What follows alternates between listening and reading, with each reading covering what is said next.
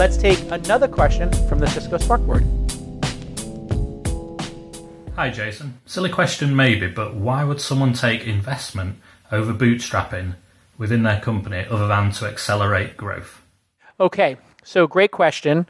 And just to take a moment here to define what bootstrapping is. In the book, we talk about bootstrapping.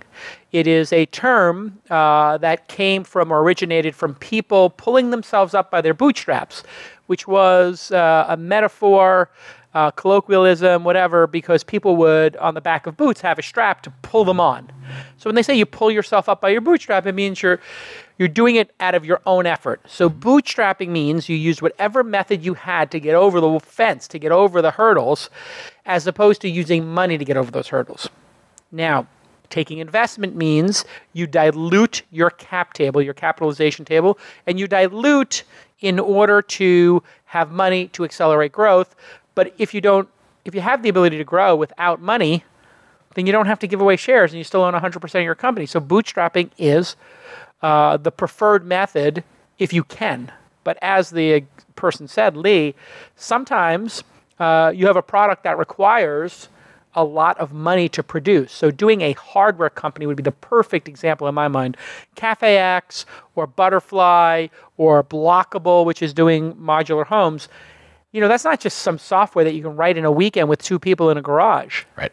It requires a robotic arm that costs $25,000 or two coffee machines that cost $10,000 each. Like this takes a certain amount of money. So there is sometimes a requirement to have capital. And if you can, you bootstrap what you can to save money. What are your thoughts on this question? So along those lines, a pharmaceutical company has to spend a lot of money, millions of dollars, to do patents, to do research, to get things before they make their first dime of selling that drug discovery, right? And then even some software ones. So think of Snapchat or think of YouTube. YouTube had to foot the bill for the whole world, putting all their videos on the YouTube platform for free before they had any way to make any money off of that and pay them back. And it almost put them out of business. Eating money every month. I mean, that was literally the most expensive thing you could do on the internet. And their business model was, we're going to do that for free for the world. And do a lot of it. And I don't know, hope it works out. Yeah. Right? And so it did. But that's there's pros and cons to bootstrapping versus taking on venture funding. And a lot of it has to do with whether you can actually get customers before you run out of the money that you've saved up. So yeah. Another reason is if money is freely available, focusing on revenue and getting traction in a consumer-based business is hard. These are two different disciplines. Getting users to use the product and getting people to buy advertising or whatever it is, these are two different things. So if you want to, you can raise money here in Silicon Valley if you have a track record or a great MVP. And let's say your Snapchat or your Facebook or your Twitter. You can say, you know what? We're going to focus just on delighting customers and getting as many as we can. And then when we're ready, then we're going to focus on the revenue side of the business, which means the founders or founder can spend 100% of their effort. It's a different kind of team. Just on engagement, which is exactly right. It is a different team. Mm-hmm. The product team versus the monetization team. Right. So great question, Lee. And bootstrap what you can. And don't be afraid to outsource as well. That's the other tip I always have is like, what do you need to do internally? If your YouTube example is great because in another lifetime, YouTube would have had to rack servers and storage. They would have been a hardware company 15 years ago, 20 years ago. It would have been a hardware-driven business. They would have been racking hard drive after hard drive to have storage. But because of cloud computing, that was their why now.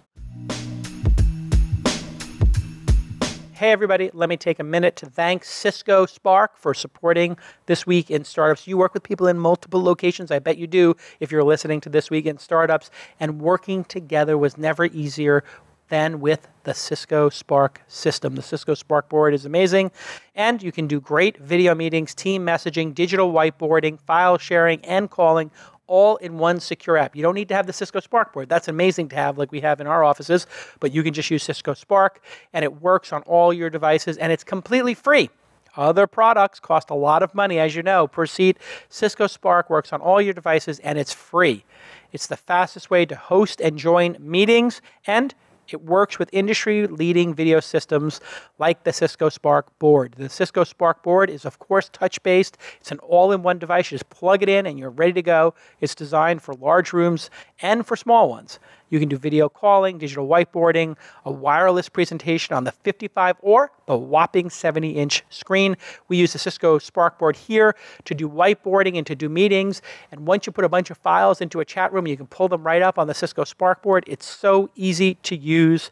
Go visit ciscosparkboard.com and you can learn more and sign up for free. So if you're a fan of the show, and you're working in business there, you want to get some meetings going, go to ciscospark.com to learn more and sign up free. It's an amazing product, well worth a visit, ciscospark.com to learn more.